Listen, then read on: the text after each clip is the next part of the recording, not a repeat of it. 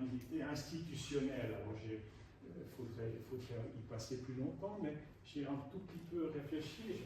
Ici, nos institutions, il y en a bien d'autres. La vulnérabilité institutionnelle, je la décrirais comme la possibilité d'une blessure, toujours, mais d'une blessure institutionnelle. On va le voir, qui peut se donner à deux endroits, chez les clients de l'institution et chez l'institution elle-même. La vulnérabilité institutionnelle vient de l'écart toujours présent entre l'intention instituante. L'intention instituante d'un hôpital, c'est soigner les gens, soigner les malades. L'intention instituante de l'institution ecclésiale, c'est annoncer la bonne nouvelle du royaume et créer une communauté de foi, d'espérance et d'amour. Voilà ce qu'on voudrait faire. Et puis on fait des hôpitaux et des églises. Alors ça fonctionne, mais pas complètement. L'hôpital, pourtant, ça me château. Est-ce qu'il est à plein dans l'intention instituante de prendre soin du commun souci les uns des autres et du prendre soin de la population neuchâteloise? Oui et non. L'institution ecclésiale, neuchâteloise ou autre, est-ce qu'elle est totalement, est-ce qu'elle réussit dans l'ici et le maintenant à rendre vivant la communauté comme corps du Christ? Oui et non. Donc on a des structures, la structure est toujours instable. L'Église est semper reformanda. Pourquoi elle doit toujours être réformée?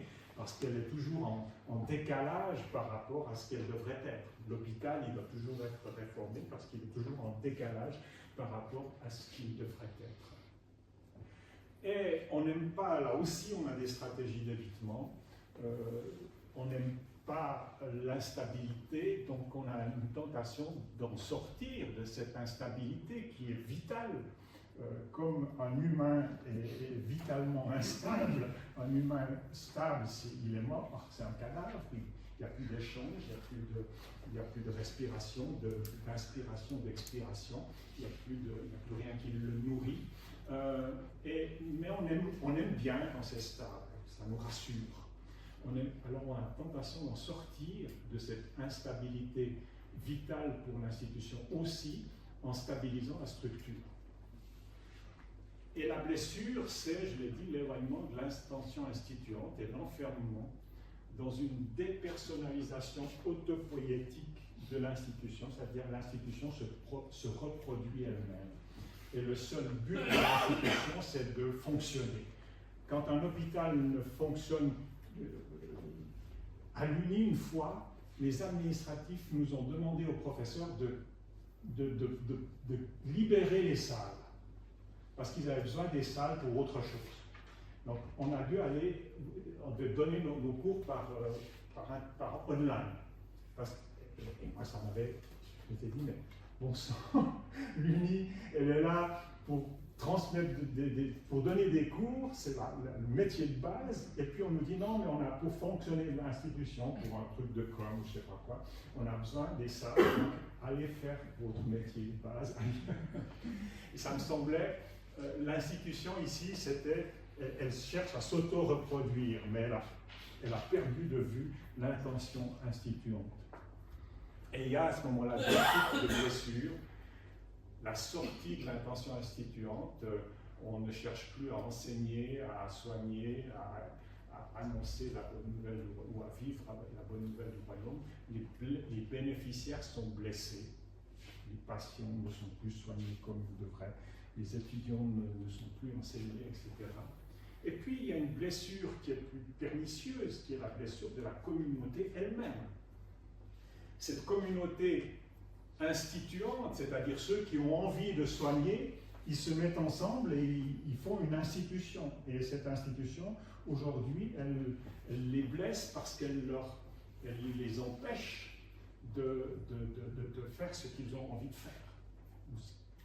Alors, la notion de burn-out comme blessure institutionnelle, l'institution devient auto-maltraitante parce que l'institution se maltraite elle-même en maltraitant, en amenant les conditions de burn-out de ces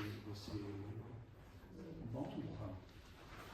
Vous connaissez ces notions de burn-out, manque de retour gratifiant, manque de contrôle dans le travail, incertitude pour soi, peur, angoisse. Tout ça, c'est une institution qui est devenue stable en termes managériels, en termes institutionnels, mais qui a perdu cette instabilité nécessaire à sa croissance. Et puis, quand on retrouve paroles qui circulent, quand on retrouve des communautés intermédiaires, c'est-à-dire des équipes qui peuvent avoir du plaisir et de la confiance entre elles, quand on est reconnu à ce moment-là, c'est plus complexe pour l'institution, elle redevient vulnérable, parce que faire confiance, c'est déjà une vulnérabilité, mais en redevenant vulnérable, elle retrouve cette nécessaire instabilité.